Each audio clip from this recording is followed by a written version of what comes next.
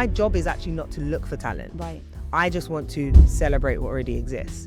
Essence Fest is about black women having the time of their life on a girls' trip. Yeah. I reached out to BET UK. They agreed to let me represent them. What I didn't realise is that I was the only UK press there. Really? Yeah. Nobody took the initiative to be like, wow, okay. See why that's my favourite word? Yes. If you're coming into this industry, you need to be prepared for big wins, but sometimes hard lows. Yeah. So, I want the mainstream to be a production company that is, follows in the footsteps of Oprah Winfrey and the OWN network. I want people to know that we made a difference and we made an impact in helping more people get into the industry.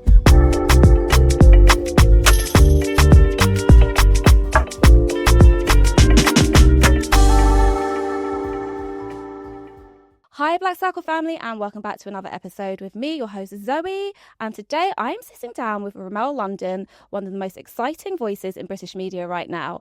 From hosting some of the biggest stages in entertainment to building the mainstream, a platform creating real access for the next generation, she's not just part of the industry, she's actively shaping it. Welcome. Thank you, Zoe. I'm very happy to be here. I'm so happy to have you here, honestly. And our paths have crossed a few times. Yeah. Literally in random places, but good places. Yes, exactly. Yeah. So this totally made sense for me. And I want to jump straight into it and kind of talk about your early influences and what kind of shaped your career. So growing up, what were some of your early cultural influences and what were you consuming that shaped the taste and perspective? Yeah, so very early on, I was like a Disney Channel kid. I was a Nickelodeon kid. So I watched all of the kind of sitcoms and, I'm going back here, like Smart Guy, Sister. There's so many different shows that were like a big part of my childhood. And in those shows, just seeing how black families lived. And of course, like Fresh Prince of Bel-Air was there. There was also a show called A Different World. That's one of my favourite shows of all time. And my mom was very much like recording shows that she wanted to watch, but then I would watch them with her. And again, sitcoms back in the day, they were very much like, they talked about everything. Yeah. So culturally, I felt like I was hearing a lot about the American black experience, but then the occasional that, we'd have Desmond's. I'm Guyanese, so Desmond's was a big deal for the Guyanese community, but Caribbean community in general. The Real McCoy, and even, dare I say, goodness gracious me, even though it's a show about Indian heritage or Pakistani heritage, it's people of colour on TV. Yes. So I loved seeing, myself or similarities on TV no matter what. And so comedy and just real life stories was always a big part of my childhood. So I'm grateful to my mum for her taste and what she wanted to watch and her being open to me watching it with her. And so I guess that kind of skewed what I wanted to see more of, more family content, more black-led content, and things that are fun, lighthearted, but then also can have social issues like we've seen in shows like A Different World or Fresh Prince of Bel-Air. So absolutely, yeah. And I'm just kind of going down nostalgia lane, thinking about the Moeshas and exactly. the My Wife and Kids, seeing all that beautiful representation. Definitely. And I feel you mentioned, we had the Real McCoy and Desmond's, but I feel like we're only just starting to approach a bit more of a variety because there was very few back then, but we're starting to get them. We'll jump into all of that. I'm sure we will. So when did it shift from appreciation to intention, where you thought, actually, I want to be part of this industry? I think, again, it's seeing people like myself doing things that I was like, oh, actually, I'm interested in that. So I guess musical theatre was always a big deal. I'll never forget seeing an episode of Smart Guy and Taj Mowry was tap dancing. And I was like, I want to tap dance. And so me and my cousin went in the kitchen and scuffed up my mum's lino. Because we were like, we can tap dance. And she was like, what are you doing? And we were like, we saw her on TV.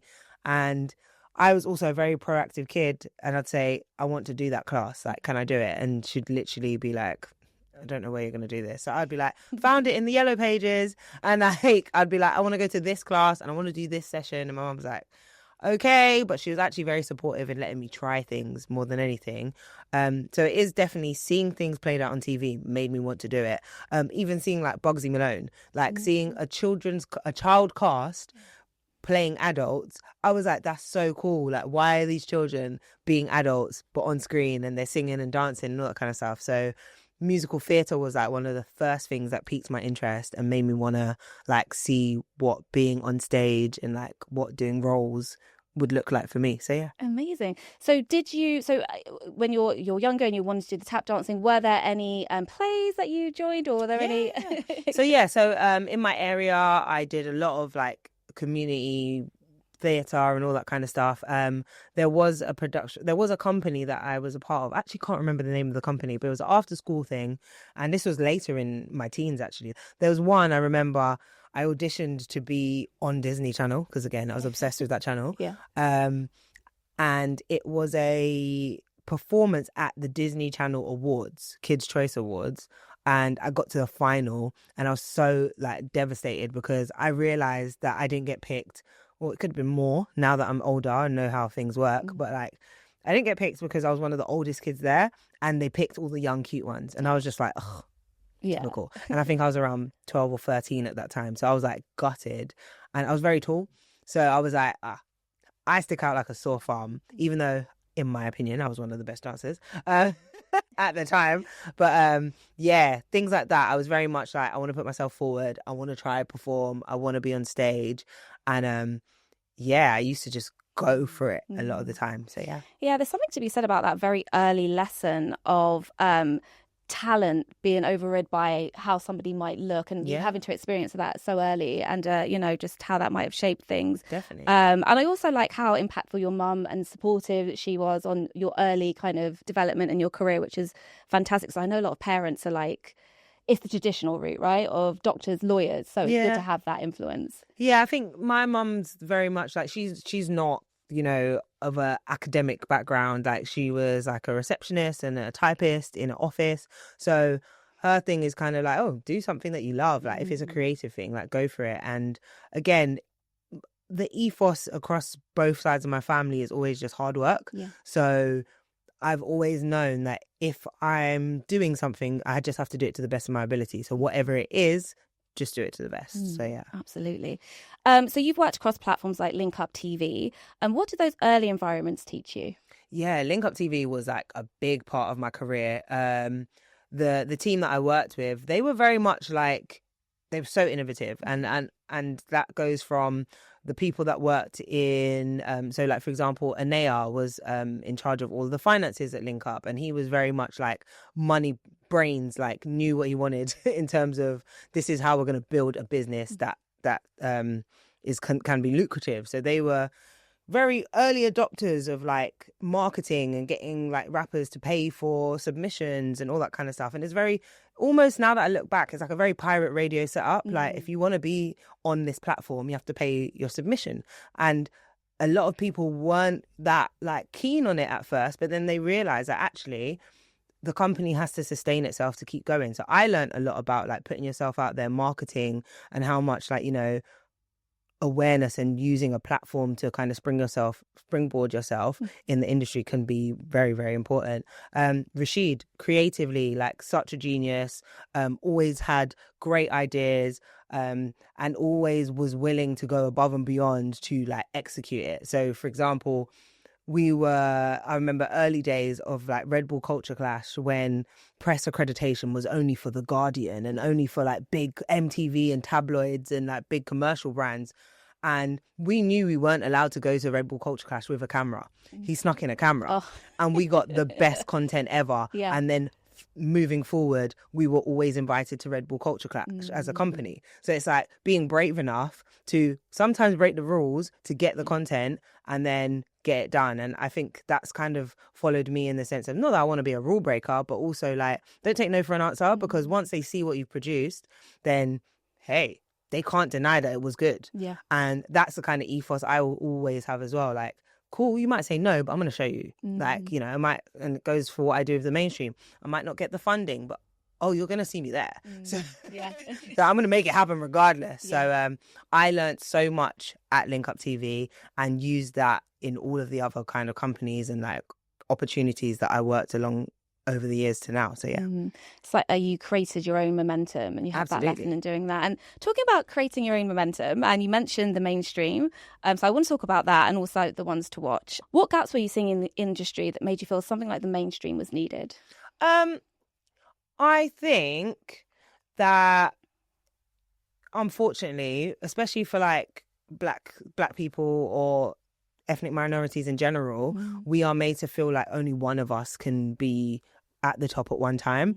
And it still happens for me. Like, you know, there's opportunities where I've been, and it's such a hot, it's negative words, but like there's no other way to describe it. I've been replaced by someone, by a peer, by a friend, and it's like they're like, oh crap, like I didn't know that you originally were booked for that job. Or it's like sometimes you don't talk about it because you're like, oh, you don't want to make it seem, you don't want to make them feel uncomfortable. Or but then should you call it out, like, oh, I know that I was booked for that, they replaced me, now you're booking it, should I tell them or just keep it to yourself? You don't want to create that rivalry or discomfort or anything like that. So I realized that we need more spaces where more people can all come through and show their talent and their skill in different ways.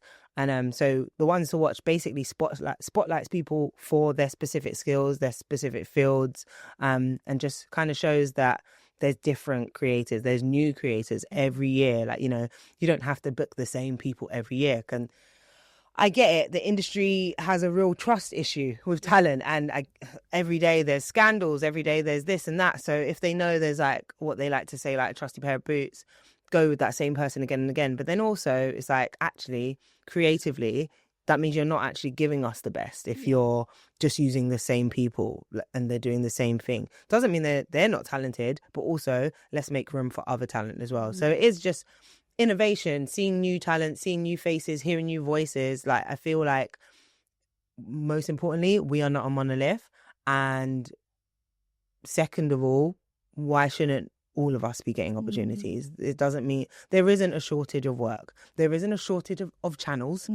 Yeah, oh, definitely not. There isn't a shortage of streaming platforms. Yeah. And, you know, there's enough time in the day for everyone to be on screen. So, like, why not? Yeah, agreed. And it's funny, I had Ria Hebden on the podcast, and she mentioned the same thing. We were talking about it's the same faces, even in the wider British TV industry. I'm not going to name names, but you know who's always doing the same things, the same shows, the same, you know. And so it's just about pushing against that gatekeeping, I guess. So tell me about the moment. What was actually happening in your life or career that pushed you to build it? Oh, it was just accidental, in all honesty. When did I start? So 2017 was the first time we ever done a mainstream event. And it was just based off of the fact that people always ask me, Remel, how did you get into the industry? Blah, blah, blah, blah, blah. And I'm like, oh my God, like, I'm freaking broken record at this time, like this point. I can't keep telling everyone how I got into the industry. And again, 2017, I didn't feel like I had particularly achieved all of my biggest goals and dreams and achievements. So I was like, there are multiple people who can tell you their story and give you different stories. Like, you don't have to just ask me. So I was like, oh, actually, maybe I should do an event where we come together, we talk about where we're at, we hear from someone who can give you some insight. So our first event was with AJ Adudu. And look at her now. And like, yeah, she was the perfect guest to have because she had so much TV experience already at that point. And she gave great gems about her career, being, you know, born and raised outside of London. So having that kind of like, you know, regional career in comparison to those that are in London. And yeah, she just shared and everyone loved it. So off the back of that, we did loads of like little meetups, hangouts, networking events. But then I got my show on Capital Extra. So I was like, oh, I don't need to do this no more. So I kind of put it on the back burner, but people still kept on saying, oh, you're on radio now. How'd you get in? And I'm like, oh my gosh, this is long. Stop asking me questions. But I thought, do you know what? Let's actually support the next gen. So in 2019, I did a workshop, so a presenter workshop. So I got people to come down. Had a good friend of mine, Charlotte Tahira, who's been a radio producer and exec for years. She helped me kind of like fine-tune the radio portion. We both developed like a TV portion, and then just gave everyone an opportunity to experience working towards a radio show reel, working towards a TV show reel, just so they know. It was a little taster. That went really well. And so off the back of that, I was kind of like really inspired to like do more events. And I also went to New York that year, which also inspired me because I met Sway Calloway, who OG in like presenting, broadcasting. And I got to sit in on his radio show, and I was like mind blown, like how it's produced, how it looks. And I was like, I need to start something of my own. I have a radio show, but my show is nothing like this. I want to do something that's produced, that's cool, that's fun. And I was like, oh, a podcast. And then I started working towards the podcast early 2020, and then boom, the pandemic. Dreaded COVID. Yeah, but actually it was a blessing because I just concentrated on it being audio only, and it was really easy to lock down talent because no one was going anywhere. Yeah. So I had Clara Ampho, I had Vic Hope, I had Mo Gilligan, I had Scarlett Douglas. I had so many people that were like really doing amazing things, and like Mo had just been given like a bunch of shows on Channel 4. Clara Ampho was like prime time on Radio 1. Vic Hope was prime time on like Capital. They all were having like a really strong year, so they could share so much. So that exposed the mainstream to the mainstream because people were saying, hold on, you've got all these really talented people on your podcast. And I'm like, yeah, I know. They're my friends. But also, actually, no, they gave really good insight. So that also opened it up to PRs. So then PRs started asking me to interview up and coming talent, and then a mixture of like high profile and up and coming. And that's how it's organically become a platform that showcases all levels of talent. So whether you're early in your career or really established, we cover it all. So very organic. Yeah. That's my long-winded answer. No, not long-winded at all. Of how. But yeah, it was an idea of how can we help more people hear different ways to get into the industry, and it just evolved from a live event to workshops and then a podcast. And I love how you had that early insight into AJ and kind of like her talent as well. And that kind of brings me on to Ones to Watch Award. Yeah. So through the Ones to Watch Award, you're spotlighting emerging talent. So what do you look for when you're identifying someone who's next? Our thing is like, I'm very, very, very old school. Like I want to see your work. Yeah. So I'm looking for show reels. I'm looking for links. I'm looking for, like, you know, like I said, I learned very early on, marketing is a big part of what we do. You have to put yourself out there. You have to know how to brand yourself. So when people submit, like, and say, oh, put me in the presenter category, I'm like, okay, what have you done? Yeah. Like, you can't just say, I'm a presenter. And I used to think you can just say, but I am a presenter. I want to present. No. You have to be actively presenting. Yeah. So I want to see, like, if I go on your Instagram and it's just selfies. It's not. I can't lie. Yeah. Scroll past. Yeah, like, of course, yeah. At what point have you shown me that you are a presenter? Okay, you're pretty. That's nice. You want to showcase? Yeah. Absolutely. And like, social media is like the best platform you can have right now. So why are you not utilizing it to the best of its ability? Where's the links in bio? Where's the pinned reel? Where's the, like, you know, you on stage? Where's the you on the street doing vox pops? Like, where's the content? So I want to see people actively working, and then I don't have to, and also I shouldn't have to hunt for it. Right. I shouldn't have to ask, oh, but where's your showreel? No, your showreel should be there, and links should be available. Everything should be readily available. So I'm an initiative person. Like, I very much, like, anyone that works with me, they're working with me because they reached out and they had a great idea and they more than likely executed it very well. And I said, you're with me now. Yeah. like literally done deal. Like my job is actually not to look for talent. Right. I just want to celebrate what already exists. So I'm not doing any kind of like hunts and finds and No. If you are out there and you've now come across my platform, what are you doing to associate yourself with my platform? Right. That's how I see it. Like, same thing with a job. A job's not just going to emerge because you say, I want to have a job. what are you actively doing to get the job? Did you go to the application? Like, have you been on their website and figured out what roles are available? Like, that's what people need to actively be doing, like looking and seeking opportunities. Initiative. Exactly. Yeah. So initiative is my favorite thing. Yeah. And most of the people that work with me, like I said, they have, I had nothing to do with it. They showed up and said, I want to do this. I said, okay, let's go. Love it, supporting it. Yeah. And I just want to go back a step, I guess, to talk about what exactly the One to Watch Awards is. Yeah. I had the honour of being a recipient of a and thank you so much. And I just wanted to take the time out to personally thank you for what you're building. And, you know, like you said, you're giving people in the start of their careers that push, that extra push. And it definitely, for me, galvanized me. And it was like, okay, if you know, there's some eyes on me here and what I'm doing is landing, then there's purpose in it, you know, and just keep going forward. So I want to say thank you, Jasmine. Oh, thank you. But yeah, so it started in 2023.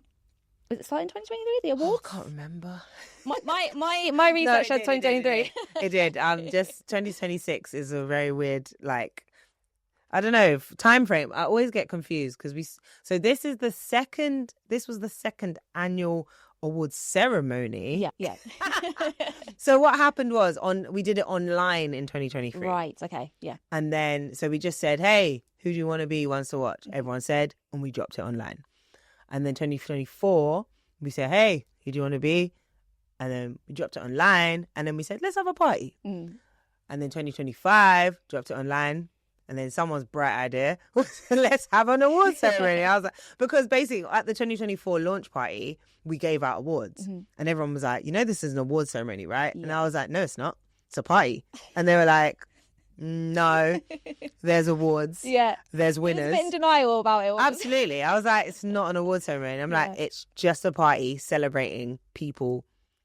And they were like, winners? And I was like, oh, damn it. Yeah, they're winners. Okay, we've got an award ceremony. So from 2024 onwards, we just started working towards the official award ceremony. So the first one was in 2025, and you was a part of the 2026 alumni. Yes, and it was beautiful. And it was the venue was fantastic, and unfortunately there was a little bit of overshadowing with that particular venue. Yeah. I don't know if you want to talk about it. Or... Yeah, I mean, my perspective of it is that we hired a venue and they didn't meet the standard of what we expected. Yeah. So personally, and for my team as well, one of the staff members wasn't particularly nice, used some very, like, honestly, derogatory language. And I called it out, and it wasn't handled as smoothly as it should have been, which the venue have also acknowledged and apologized for. So we've been kind of going back and forth on what will happen, what the steps being, like, moving forward, what will happen. We won't be using Rich Mix again. No, don't. But at the same time, it's not my job. Again, it's not my job to police how venues work and all that kind of stuff. But at the same time, what I realized by making it public is that a lot of people use that venue and a lot of people were disappointed also. So we highlighted something that is actually a bigger issue and should be addressed. I'm not trying to be an activist or anything like that, but at the same time, like, you know, something that impacted me, impacted my team, I had to address it. And again, I want everyone that works with me works on a voluntary basis, works because they want to be there. So I want to make sure, from my perspective, they have to have the best experience possible, because then I'm letting them down. Even though it's not my fault, I don't want to let them down. Yeah. So, you know, just to keep the core values of my brand and my company, we want to celebrate people. We want people to feel happy and enjoy themselves. Absolutely. Anything aside of that, it's gotta go. No, it can't stay around. And you know, just a short look on their Instagram page, you can see that they cater to a lot of black and brown events. Absolutely. And so there's a safeguarding issue that comes into play there. So I think he was spot on to say, hey, this and this what's happened. Yeah. And there was another event that I was meant to go to that got cancelled, and I sent them your reel, and I was like, just so you know, safeguarding issue here. So I think it was spot on to talk about it, honestly, and very brave to talk about it. But like I said, it was an amazing event. Yeah, great event. That can't take away from how great it was and all the effort you put into it. Definitely. Blood, sweat, tears, your own money to like I said, to platform so many up and coming creatives. So yes, it can't overshadow. So I want to talk about kind of scaling and scaling your presence. Yeah. So you've worked with platforms like the Brits, Mobos, Lad Bible, and recently Essence. Yeah. So how did those opportunities start to open up for you?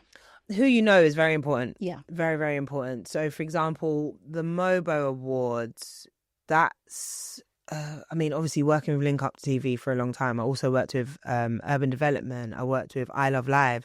These are all brands that are very like tight-knit, work amongst each other, partner with each other. So once you know one, you kind of can move quite comfortably through them all. Mobo wasn't easy to gain access to, if I'm honest, but Link Up TV, we used to do red carpet there quite a lot. And again, same thing as I mentioned with Red Bull Culture Clash. Our content spoke for itself. Yeah. And my brand was improving and growing because we were consistently churning out great content, great red carpet interviews, so much so that Mobo asked me initially to be a part of their judging panel.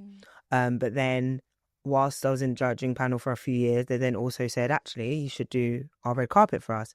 So I initially done the red carpet for Mobos in 2015 and 2016. Very early doors. That was before it was like social media savvy and all that kind of stuff. So everything went on YouTube, which was fine. And then again, I think influencer culture came in and it changed a little bit. So you've seen different hosts, different presenters like be on the red carpets a lot more. To be fair, everyone that ever does red carpet for Mobo is always deserving of it and like very credible.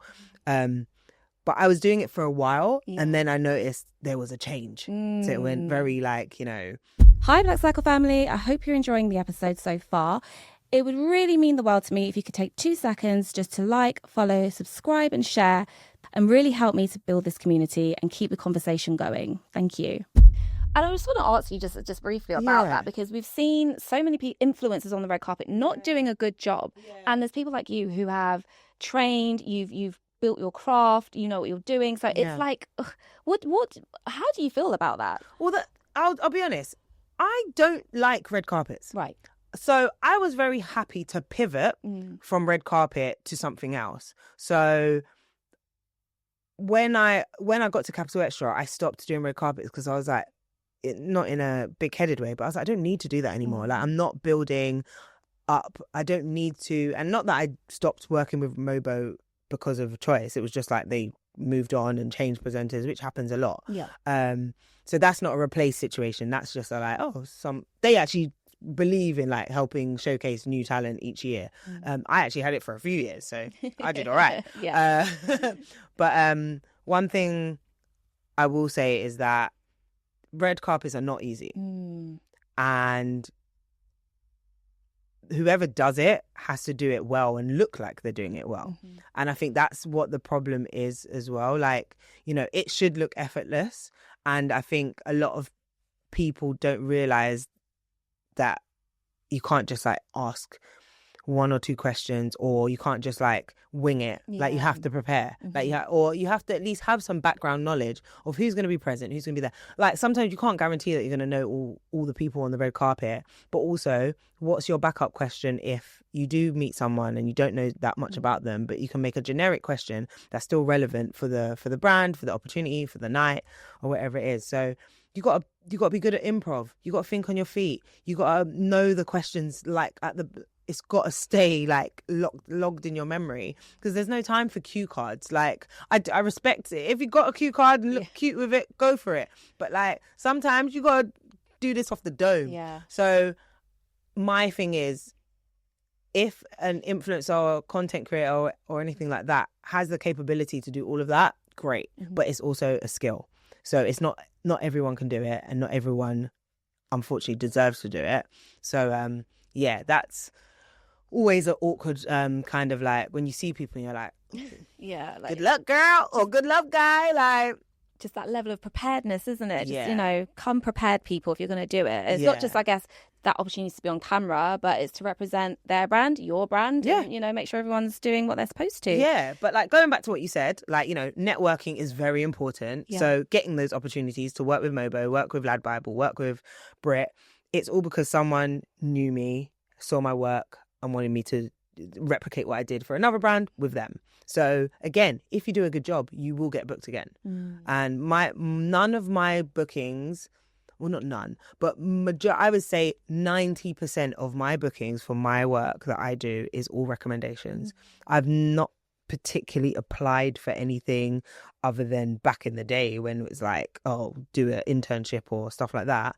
But still, majority of my work is not because of a written application. It's you saw me and you said, I want that. So the team is funny. The industry is very small. So a lot of people that worked at maybe One Extra or Capital Extra or Capital now work at the Brits or at Lad Bible or at all these different brands. So you will see the same people. Yeah. So yeah, if they know you, they like you, they'll put in a good word for you. So it's reputation, isn't it? Yeah, Yes, Who you know absolutely. and reputation, absolutely. Yes, definitely. So that brings me on to the red carpet for the Essence Black Women in Hollywood. And I saw you all over my feed and I was like, yes. I saw you in Duran Bernard in the background. Yeah. Leah's Lemonade went super viral. Yeah, so he was hooting and hollering. That was so funny. So what did that experience highlight to you about how Black British women are or aren't being spotlighted by the UK media?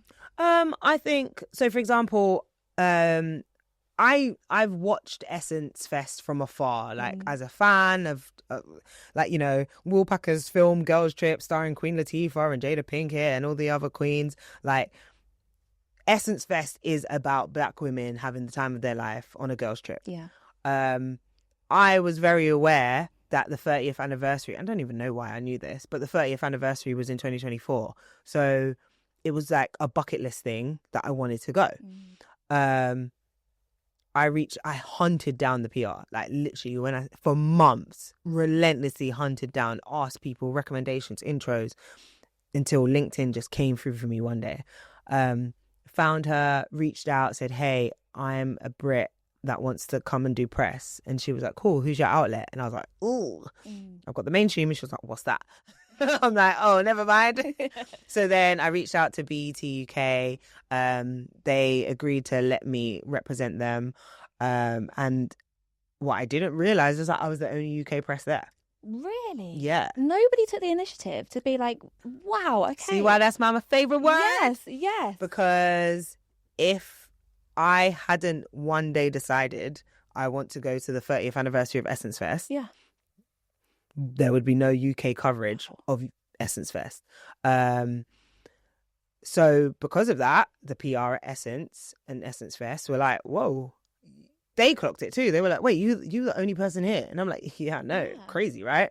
So then the following year, 2025, they said, hey, are you coming back? And I was like, nah. Like, I was like, nah, I did what I wanted, didn't it? And I was like, and bear in mind, the first year I paid for it myself. As much as BET let me cover it for them, they didn't cover the expenses. And that's a different story in itself. Like, the industry is in a very weird way when it comes to like financing press. So I was like, I'm not going unless someone's paying for it. They were like, fair. Yeah, absolutely fair. And I'm like, yeah, it's cool. And then literally a month before Essence Fest 2025, I started talking to Mael UK hair care brand.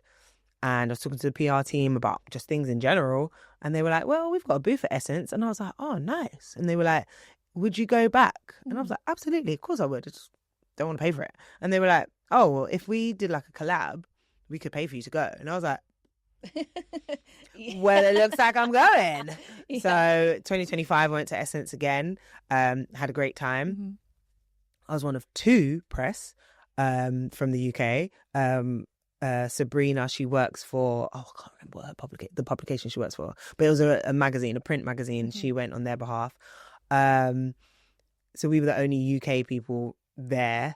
Still just two though. That's even that, you know, that's crazy. Yeah. I did coverage for Mael, but once again, Essence were like, because I got a press pass and coverage for my L. So that meant I kind of had a little bit of extra access. So I milked it this year. I knew how the format of the events went, did all my L content in the daytime. And then in the evening, I was like, this is my time. I'm going to get my content. So I was backstage, seeing all seeing all the talent. Erykah Badu came backstage and like so many artists came and chatted to us. And then I've managed to get myself in VIP and had the time of my life. Yeah. And I was one man up, but I had the time of my life. I made so many friends, made loads of networks.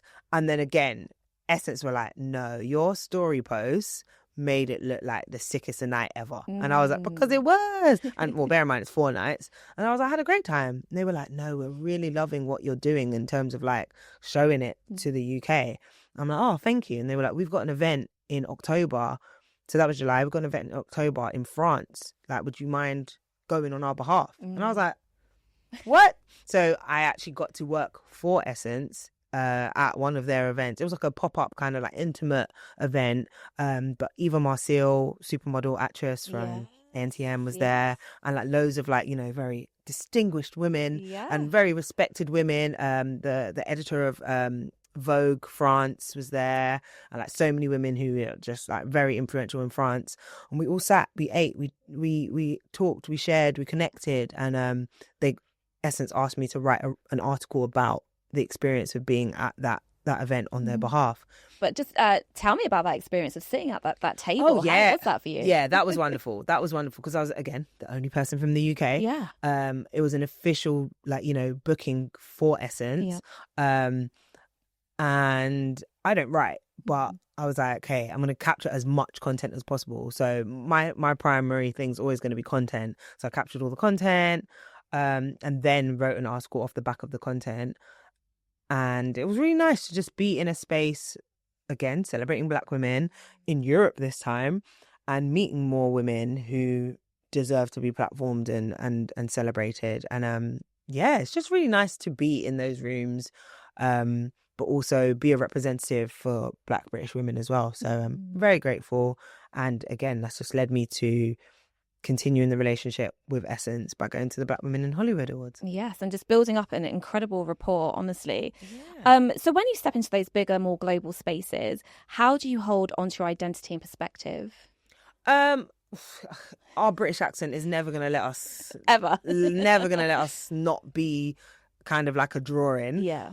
I don't know what it is, but like Americans love a British accent. It's crazy. But we don't feel the same about American accents. Yeah, I mean, I don't mind. I think because we're so used to hearing it because of TV, that everything is kind of like American skewed, no matter what. Yeah. But I, especially at the Essence Black Women in Hollywood, like, there was kind of like a small possibility that we weren't going to get to interview the talent. And we all were kind of like, oh, crap. Like, we've come all this way, and this is, again, not just me, other people came from different parts of America, and it was like, we might not get to interview them. They've said, you know what, really limited time, so like just keep it brief. But then the talent stopped for us. So everyone that we interviewed is because they wanted to be interviewed by us. And they were up for it. Like, they wanted, and we all had very different perspectives, very different angles. As I meant, like, as you saw, like, Leah's Lemonade was all about kind of like, fun, let's spill the tea, let's be a bit funny and silly. And that's her thing. Like, she wants the juice. My thing is, I wanted to make sure I left with some like top tips for the mainstream. And then I had a girl beside me from Rolling Stone Africa, so hers was very like African skewing, and just like, what do you want to see, where do you want to travel to in Africa? And it's like everyone had very different conversations, so I think that made everyone want to speak to us. And I also had my purple flowers around the mic, gave it a little extra flavour. And as it was International Women's Month and celebration of women at the event, I said, hey, we need to give everyone their flowers. Like, you deserve to be here. And sometimes it's just having a little extra touch that makes people want to speak to you. And that was really nice to just know that, again, they stopped intentionally to speak, and as soon as they heard the accent, they were even more kind of like, oh wow, you're here, okay, let's definitely chat. And like, oh, I'm reaching a UK audience, because unfortunately there's some myth that there's no black people in the UK. Oh god, can we just address this? We're here, people. Okay, we're here. So again, they're like, oh, this is going to the UK. Oh great. Like, again, it's great press. So I can now get leverage in places because I'm British. And sometimes I'm sure people are like, oh, here goes the British girl again. But at the same, to be fair, everyone that I ever meet is always nice. But I'm sure there are times, and it's come up in the media before, where actors have critiqued British actors for taking jobs and all that kind of stuff. Like, I'm sure there will get a point where it's like, oh, her again. But I'm like, hi. Well, you're not going anywhere. Literally. And I'm always so happy and thankful when I'm well received. It's always nice. It's always a nice kind of acknowledgement, and to be welcomed and to return and keep going. And talking about, there was a really nice moment where you met Reggae, and he was like, oh, he heard your accent, obviously two British people, and that, you know, coming together over that commonality was great. But also you touched on British people maybe taking up American jobs or going over and having success in America. Do you think there's a glass ceiling that exists for us here? Oh, absolutely. You know, we are, and I think it's not just for our creative industry, it's for everything. It's like there's a lack of senior, like black people in senior roles in corporate companies. So it's not just about the creative industry. It's actually, we need to have more black men, black women, black people in general in spaces that are of influence, that are of impact, and can really kind of like elevate even more people. You have to go where the opportunities are, and as they say, go where you're celebrated. So if an opportunity does arise where I can be in America, absolutely, I'll take it. If it means that my work can be amplified in a positive way, absolutely, I'm going to take it. But and that's why I go to Essence Fest, because I'm like, actually, this works. This is very on brand for the mainstream. We want to celebrate people on the best platforms and scales, but also I want to do that here, because that's the whole point. I started it here because we need it, exactly. So me going away and be like, okay, bye, figure it out, guys, like that's not the point. We're putting the roots down here, and like you said, it's so needed. So what do you think people misunderstand most about working in TV, radio and entertainment? If you've never done it, you wouldn't understand it. Like, it's all smoke and mirrors, and it looks fun, it looks fancy, but like, again, even like setting up a podcast, like there's so much that goes into it. So one 30-second clip might go viral out of a 3-hour conversation. That goes to show you how much work goes into something tiny, possibly going viral and all that kind of stuff. So again, things that you see online that are doing amazing, no, it's not just because they woke up today and said, I'm going to be amazing and make something amazing. They planned it. They worked at it. It took a long time to happen. They put money into it. So I think, you know, people really need to understand that the creative industry is an investment of time, of finances, your health. Like there's so much mental health as well. So much that goes into it. And not to say that that doesn't happen if you're a lawyer or a doctor or an accountant, but just because it looks pretty doesn't mean it's a pretty job. Like, people quit every day because it's hard. So if you're coming into this industry, you need to be prepared for big wins, but sometimes hard lows. So absolutely. My favorite saying is, if you live for the applause, then you'll die by the booze. And I think that's applicable for the industry. So for someone trying to get in right now, what would you tell them to focus on beyond just visibility? Okay, I was going to say something that actually irritates me all the time, but it's kind of true sometimes. So people always say, like, what's your thing? What's your USP and all that kind of stuff? And I don't think everyone has to have a thing or has to have a USP, but you have to have a passion at least. Like, you can't be a sports presenter if you know nothing about sports. Like, the reason that they hire ex-sportsmen or sportswomen is because they know the game inside out. So their passion can actually override like the technicality of it sometimes. And I think it goes for everything in what we're doing. Like, you know, you've got to have some kind of knowledge, know-how, and be an expert in it a little bit before you can like be the face of it or the front of it. So that's why it is a bit weird sometimes when like influencers are at things that don't align with their brand. Yeah. Because it's like, okay, cool. The girl that loves like beauty, why is she at a premiere for horror? Yeah, exactly. Like, yeah. make it make sense. Like she's not gonna go home and but guys, I went to see this amazing film about blood. Anyway, check out this new mascara. Like it don't make sense. Yeah. Like make it make sense. Like stay in the lane of what makes sense for you. Not saying that you're not allowed, because hey, if she can say, oh my God, I'm a diehard horror fan and I just so happen to do beauty as well, that makes sense. But we need to see a little bit of evidence of that. It kind of goes back to what I was saying at the beginning. You need to show the works. Yeah.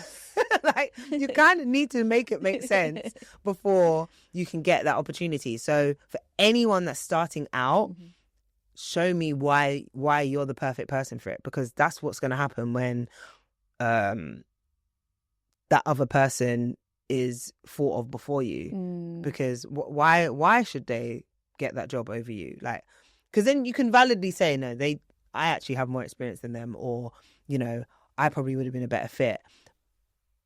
That's just all it is. Like, you know, be clear about who you are, what you represent, show it, showcase it, but also be an expert in it, be passionate about it, because that will always kind of like reveal itself organically. I know the word is overused. I'm going to say it anyway. Authenticity. Yeah. I'm sorry, I'm going to say it. Very true. So I want to talk about legacy and impact now. So with everything you're building through the mainstream, what kind of impacts do you want to have long term? Oh, for me, I want to be here for a long time. Like, you know, I don't want to just be a one-trick pony, have one show and then I'm done. Like, I want to create and produce and continue to be a part of the culture and the products that I love. Like, I love TV. Like, I'm obsessed with TV. Like, I'm always talking about TV. So everything that revolves around TV, I kind of want to be a part of that in some capacity. So whether it's being a panelist or hosting a show or doing reviews or whatever, or interviewing the next cast or whatever, that's what I want to be a part of. So the mainstream for me is not only a springboard for others, but a springboard for me. Like, I get to do the things I love. I love interviewing people. I love meeting people. I love creating. So that's why I do it, and that's how I plan to keep doing it. I want the mainstream to be a production company that is, you know, follows in the footsteps of Oprah Winfrey and the OWN Network and Issa Rae and Hooray. Like, that's the whole kind of like end goal and vision. Like, we don't just, you know, it's not, again, this is why also it's not about me anymore. Like, originally when I started it, yes, I'm the host, I'm this, but then also I want loads of other presenters to come through, and then you have your show on the mainstream and you have your show on the mainstream, and then we all kind of have different things that we are known for on the mainstream. So yeah. Beautiful. So when it's all said and done, what do you want your contribution to be in the industry to be? I feel like you just answered that. Yeah, I mean we can go a little deeper. Like, you know, it sounds very like MBE, OBE kind of levels, and I'm open to getting one if I'm honest. But like, I want people to know that we made a difference and we made an impact in helping more people get into the industry more than anything. Like, I really want people to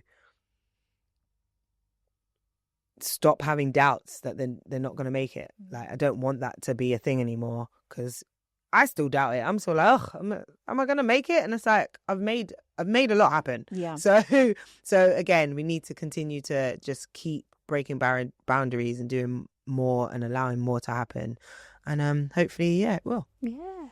So before we close, I like to have a full circle moment. So if you could go back to the very start of your journey, what would you tell your younger self about where this path would take her and who she become to get there? Oh, okay. It's so funny because musical theatre is not for you, girl. You're having a great time and that's where it ends. Yeah. I think... Oh, okay. So I used to write as a child. my mum had a typewriter and I used to write stories, and I'm talking like age 6, 7. Sorry, that was so ridiculous. Oh, no. I'm a big woman. Wow. I don't even have kids. I don't know where that came from. Crazy. But yeah, from my childhood, I was always creative. I always wrote stories. So I wish I never stopped writing those stories, because I could have actually had an additional bow to string to my bow. Mm-hmm. But at the same time, I love how I've been able to develop my storytelling in a different way. So I would say keep writing, keep creating, keep producing, because one day you're going to be able to have a platform to share all of your stories. So that's definitely what I tell myself. But also, people are going to upset you. People are going to hurt you. And that's in the industry. I'm not even talking relationships. I'm not talking anything like that. I'm talking people in the industry will make you feel very uncomfortable, less than, and that you're not going to make it. But you're always going to make it. Like, your commitment, your work will get you where you need to be. So keep going, keep writing, keep creating, and don't let anybody tell you otherwise, and don't take no for an answer. I love that. And thank you so much for your time. You've achieved so much, and there's so much more to come, and we're just watching and cheering. And yes, thank you so much. Where can people find you? So you can find me on Instagram, on TikTok, I've started using Threads. Crazy. Ooh, okay. All the same handle at Remel_London, and the mainstream as well, on all of the same handles as well, at the Mainstream UK. And we've got more events coming. So go to www.themainstream.uk, sign up for our newsletter so you can know everything that's happening, and hopefully I'll see you there. Yeah. And thank you so much for joining us once more, guys. And if you want to follow the Black Circle's journey, we are all across the socials on the Black Circle podcast. Thank you, guys. Thank you, Zoe.